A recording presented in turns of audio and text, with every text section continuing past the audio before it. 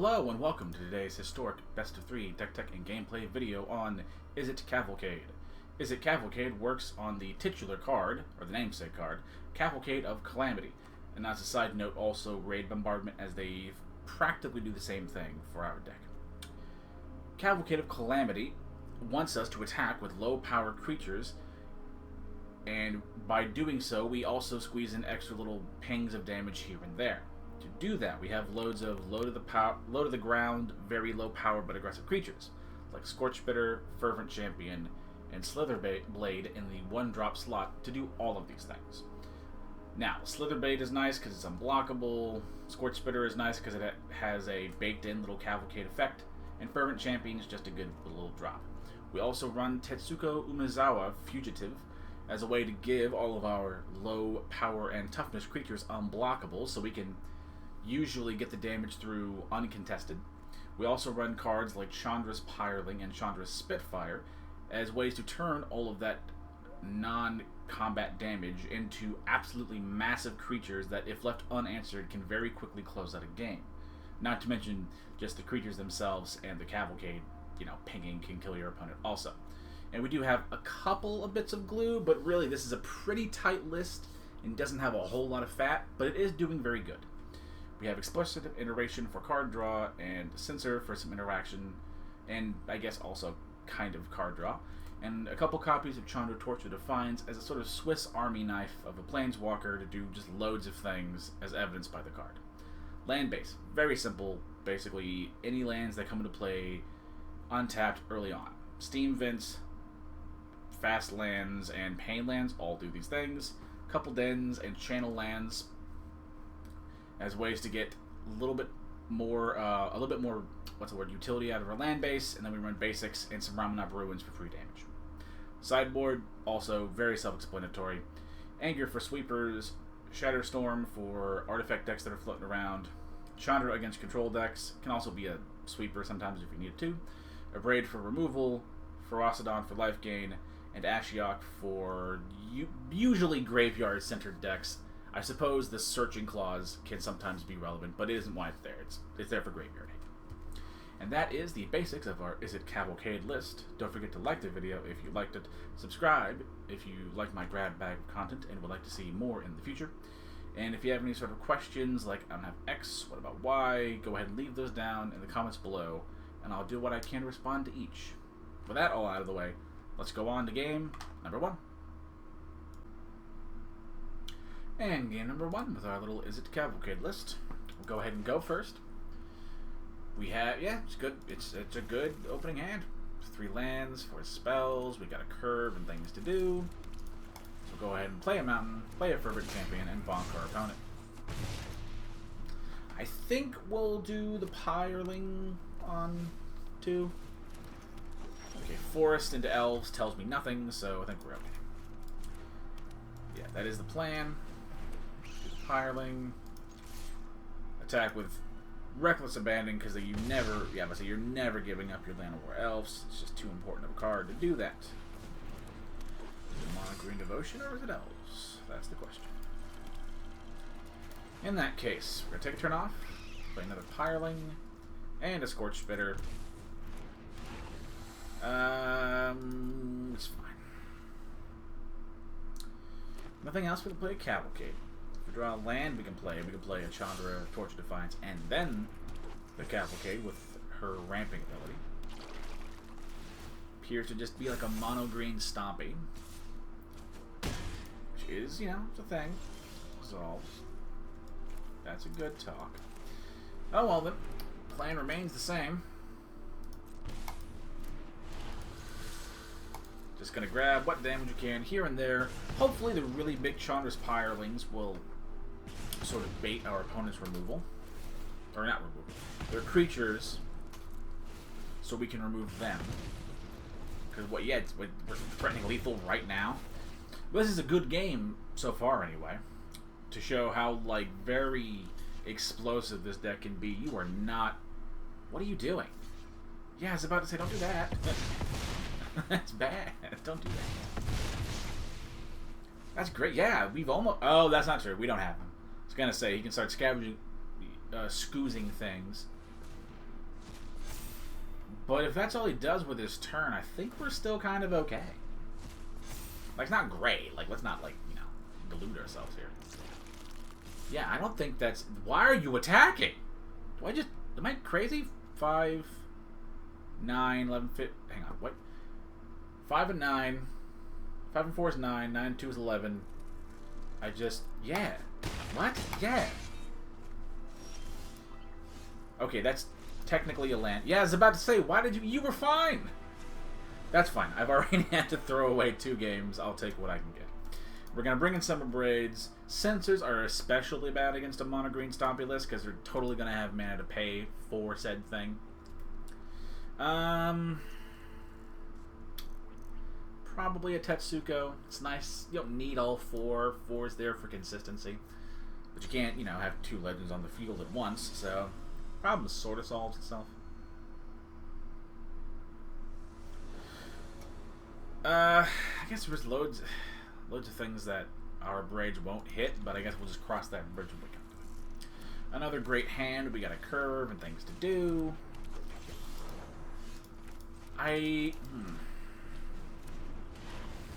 If I attack on turn 2 with a Spitter and he doesn't play anything, does he take the block?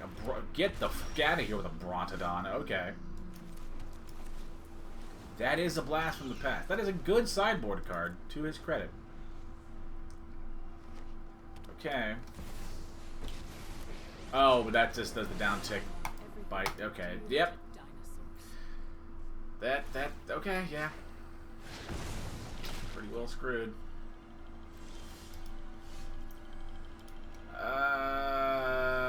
That's fine, right? We can just do a Fervent Champion, then do a Cavalcade. Probably attack into their Vivian. Kill it automatically, which should take... Does that take me out of combat, or do I just revert back to attacking them? Huh. That's good to know. Is that... Okay, we're probably dead. I've accepted that reality. But I don't think I've ever had that particular interaction work. So, if the target, like a Planeswalker target for attacking, dies before, like, blocking, the attack is still, like, considered to be happening. He says as he draws abysmally. So yeah, the combat still goes through, even though he was killed by, or Vivian was killed by a trigger before the blocking. Okay, that makes sense. Yeah, he's got us. Where it's done. I'm not going to sit here and keep fighting that. That's he's got all of the weird shit he needs. Braid immediately became less useful, but I guess we'll still do it. If he draws a Brontodon, like, we just kind of accept the fact that, you know, that's the game. But I'm running out of free time to record, and like I talked about earlier, I've already had to throw away 2 games. So if this game is functional and my opponent stays here, we'll take it. 3 lands. Sorry, 4 lands, 3 spells. That's not great, but I guess we'll take it. Yeah. Play Den on 1. Do that. Next turn, probably just play the Reef and a Tetsuko. Pelt Collector. Okay, that's fine. Plan remains largely the same. We do have a turn before they can get out another Brontodon. And a turn beyond that, even, where they can activate the damn thing. I think I will, yeah, I'll totally abrade that ooze while I can. Okay, so then we need to play the Crucible here. Play the Slither Blade, take the 1 damage, and we just abrade the Scavenging Ooze while we can, as life gain is the enemy of an aggressive deck. So we're just going to take what we can get.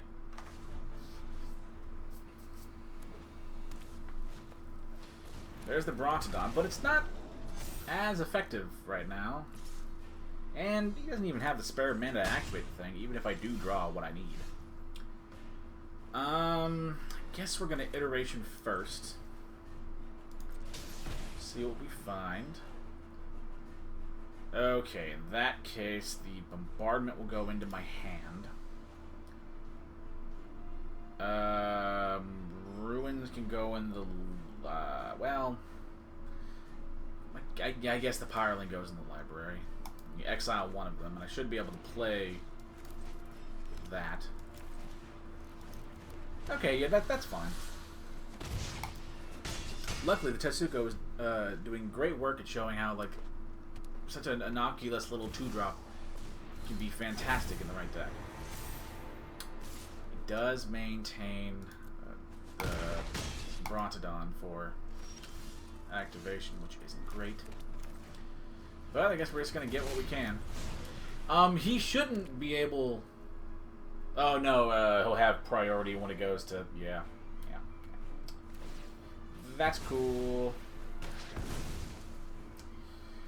I think we die next turn absolutely no matter what, right? Let's see. 1, 2, 3, 4, 5, 6, 7, 8. If I block next turn... I mean, I guess we live, but, like, it's not... What kind of life is that? He just gives... Yeah, that's cool. Yep, it's over. Okay. Kind of a blowout, but what are you going to do? We did have a moment there of showing kind of what the deck wants to do, but, like, it's... Sometimes you just get, like, dumpstered by, like, weird draws or them having silver... You know, if they draw their sideboard cards, they're going to do good. That's fine. It's just a reality of Eternal formats. Anywho, on to game number 2. And game number 2 with our little Izzet Cavalcade list. As we sit here and wait for our opponent to decide if they're going to go first or be stupid. I really hope our opponent's here. Come on, opponent. Mr. Nefarious Jack. Or Mrs. Let's not be, or, you know, or other. Let's not be rude and assume. I'm just running out of free time to do this. Thank God. That's a Yorion deck. This is actually a pretty good hand. I was prepared to talk like all kinds of shit, but like it's actually pretty good. Got a 1-drop into Tetsuko, into our both of our Cavalcade effects here. Go ahead and play the Steam Vents on 1, followed by a Scorch Spitter. That I guess could be. We need to play the. Well, before that, we need to play the Din first while it can come into play. What's the word? Untapped. They have white. They're playing a Yorion deck, and they foretold a card. So my money's on Doomscar because it's the only white foretell card that sees any play. Hey! Sometimes you can get it right every once in a while. Or I can get it right every once in a while. We'll take what we can get.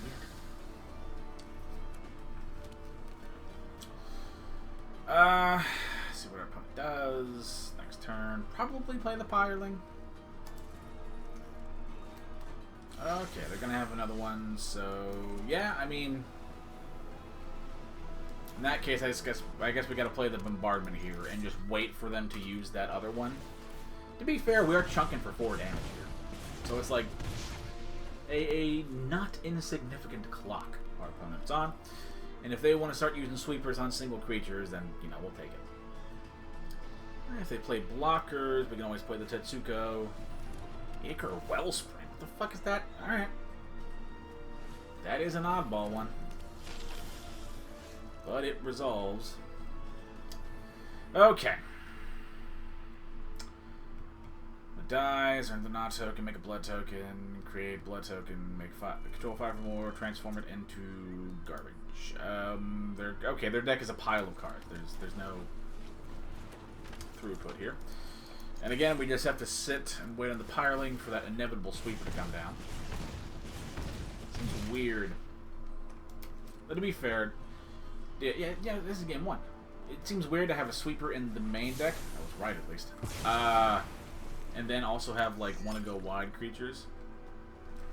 You could argue that's, like, actually somewhat responsible. Oh, this is a beautiful... This is beautiful. There's a degree of responsibility of that, but I would argue don't put it in the main deck, put it in the sideboard if you're playing best of 3. And both of our payoff cards if our opponent doesn't have, because they could play a land and then play another Doomscar, or any one of the myriad 4-drop sweepers. It's too white. What are we doing? Yeah, that's cute. That is cute, but I think they just die. I haven't done the math, but with... Yeah, I was about to say they're going to get blown the fuck up real fast. I'll take it. 100% I'll take it. I don't know what the fuck they're running, so we're just going to run it again. I'm just trying to run them down, because there's... I see no internal logic to that fucking thing. That is just a pile of cards. That is as mid-range as a motherfucker gets. Just a pile of cards and that have loose, if any, synergy, and you just hope to, like, overrun them with individually good cards. Which is fine, it's just not totally my cup of tea, if you will. Again, our opponent is taking their sweet-ass time to decide if they're going to be smart or stupid, but that's cool.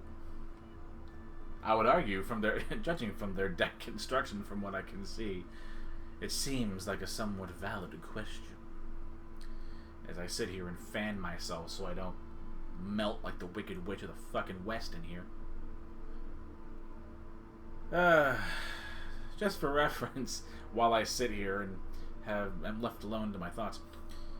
I understand that you can probably hear my computer running, but imagine if you could hear my computer running and a fan. My already shit audio would become, like, aggressively bad. Where now it's just, like, an unfortunate, like, 3 out of 10, or whatever the fuck. Then it would be way worse. That's a good question. That's fine, I guess. Thoughtseize? Oh, okay, cool.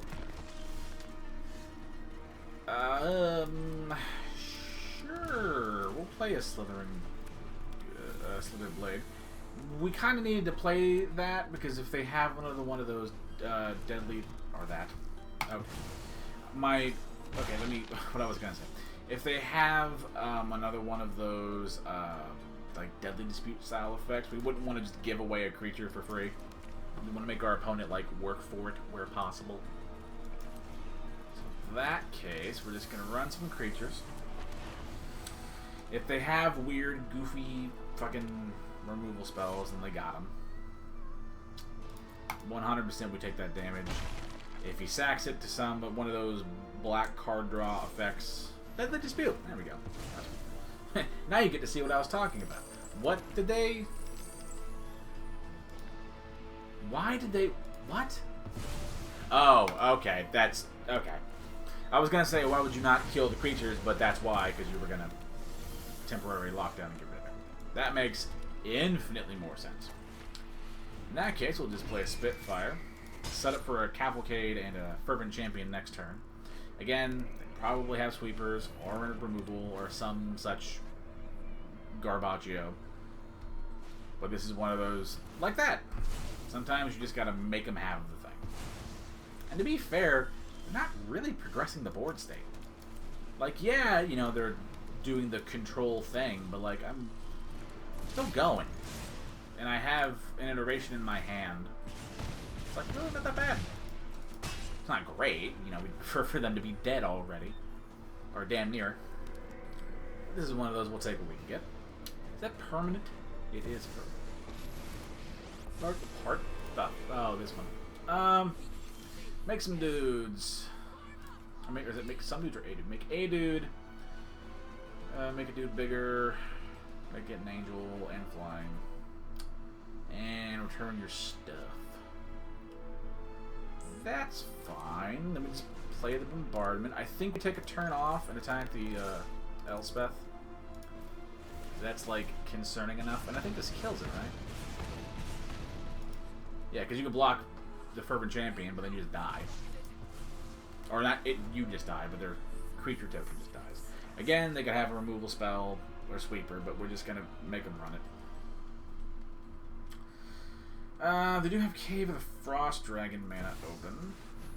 Sarah Paragon. I forgot what this card does. Once during flying, once during each of your turns, play a land card from your graveyard or cast a permanent spell. play 3 or less. If you do, exile it when it leaves. Gotcha.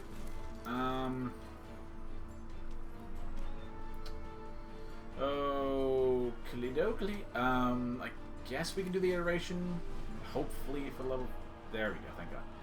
Find a land. In that case, I think we're gonna put the Chandra into our hand. Pyreling back in the deck. We exile the Reef. And then we're just gonna attack with the Slither Blade. We don't want to give a free block because they can just block the Seraph Paragon. And all things considered, we do have our first striker on defense, which is a lovely thing to have. If nothing else, next turn we can always play a Chandra. And, well, that's nice. But they're not getting rid of my enchantment, so that's something. They finally did the thing I was expecting them to do.